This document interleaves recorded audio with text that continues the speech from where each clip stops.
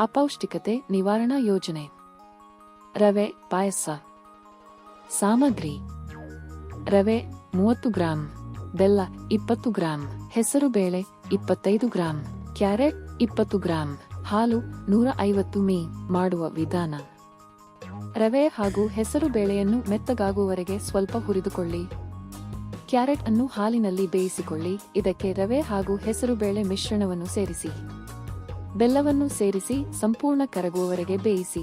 ಶಾಖದಿಂದ ಹೊರತೆಗೆದು ತಂಪಾಗಿಸಿ ಮತ್ತು ಮಕ್ಕಳಿಗೆ ಸೇವಿಸಲು ಕೊಡಿ. ಪೌಷ್ಟಿಕಾಂಶ: 100 ಗ್ರಾಂ ಪಾಯಸದಲ್ಲಿ 175 ಕ್ಯಾಲೋರಿಗಳು, ಪ್ರೋಟೀನ್ 6.0 ಗ್ರಾಂ, ಕಬ್ಬಿಣಾಂಶ 2.14 ಮಿಗ್ರಾಂ, ಕೆರೋಟಿನ್ 200 ಮೈಗ್ರಾಂ.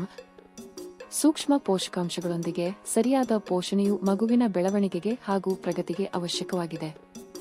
ಮಗುವಿನ ತೂಕ ಮತ್ತು ಎತ್ತರವನ್ನು ಹೆಚ್ಚಿಸಬಹುದಾದ, ಪ್ರತಿದಿನ ಸೇವಿಸಬಹುದಾದ, ಕಡಿಮೆ ವೆಚ್ಚದ ಶಕ್ತಿಯುತ ಆಹಾರದ ಬಗ್ಗೆ ನಾವು ಹೆಚ್ಚಿನ ಜಾಗೃತಿ ಮೂಡಿಸೋಣ.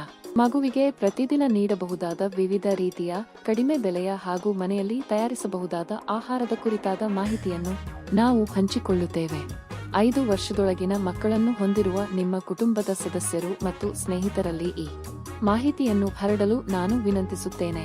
ನಮ್ಮ ಮಕ್ಕಳನ್ನು ಹೆಚ್ಚು ಆರೋಗ್ಯಕರ ಮಾಡಲು ಮತ್ತು ಉತ್ತಮ ಪೋಷಣೆಯನ್ನು ಒದಗಿಸಲು ನಮಗೆ ಸಹಾಯ ಮಾಡಿ.